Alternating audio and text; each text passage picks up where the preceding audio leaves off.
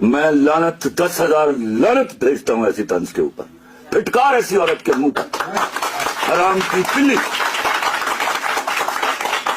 इस खबीस औरत को उन माओं के घरों पर लेके जाइए जिनके बेटे इस शहादत के जनाजे पर चढ़ के उनके घर वापस आए थे। और लानत उन लोगों के ऊपर जो इस ट्वीट को सपोर्ट करते हैं। मैं आपको बताऊं, आप उनको गाली दे रही हैं, तंजन ऐसी की तैसी तुम्हारी। अस्सलाम वालेकुम जी, मैं आपका मेज़बान मोहम्मद बिलाल सिद्दीकी अपने एक नए व्लॉग के साथ आपके सामने हाजिर हूँ। तो आज जो व्लॉग बनाने जा रहा हूँ, आपने देखा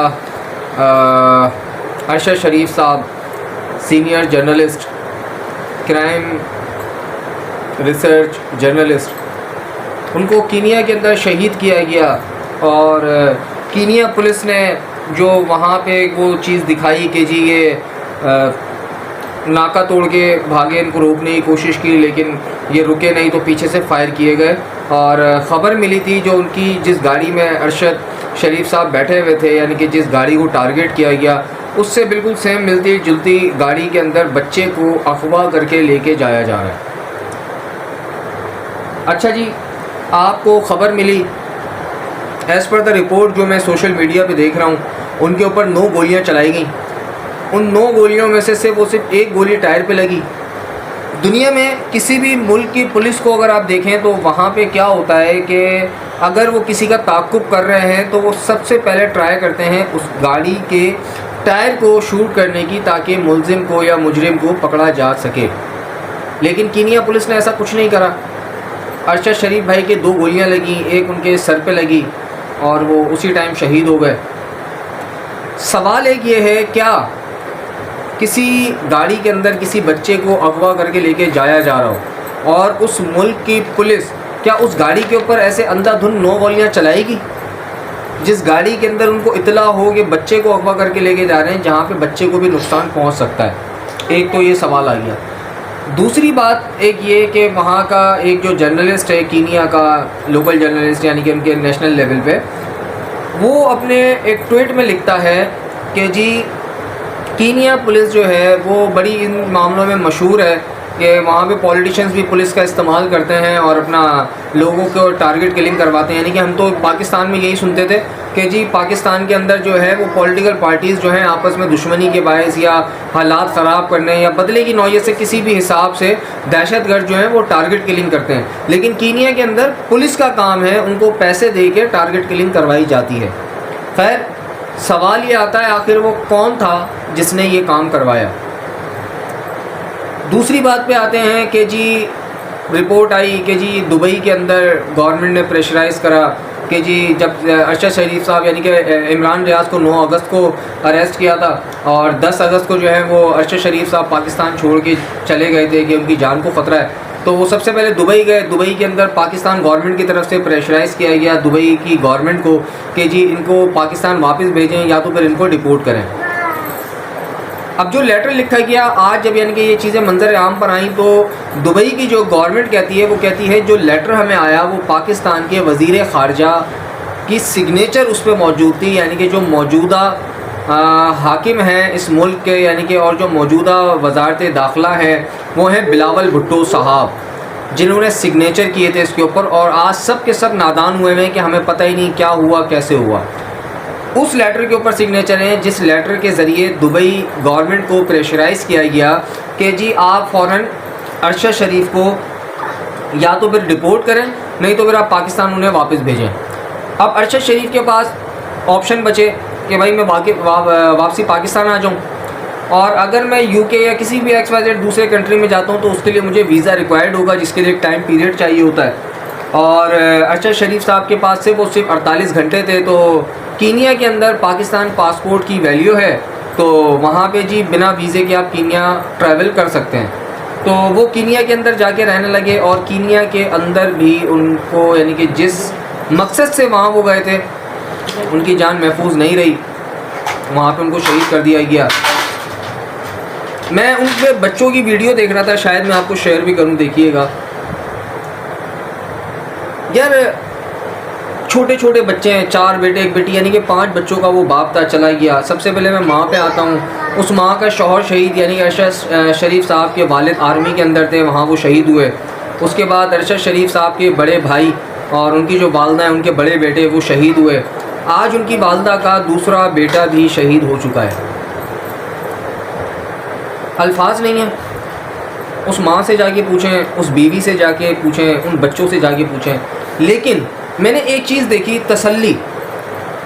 उन बच्चों के चेहरे पे जो खुशी, जो मुस्कुराहट, वो दिल से बड़े टूटे हुए। उनका बाप चला गया, वो कभी उनको यानी कि लौट के नहीं आएगा। यानी कि कीनिया में भी था उनका बाप भले, लेकिन एक आसरा था कि यार बाबा से कभी बात तो हो ही जाएगी कॉल पे, कभी तो बाबा लौट के आएंगे।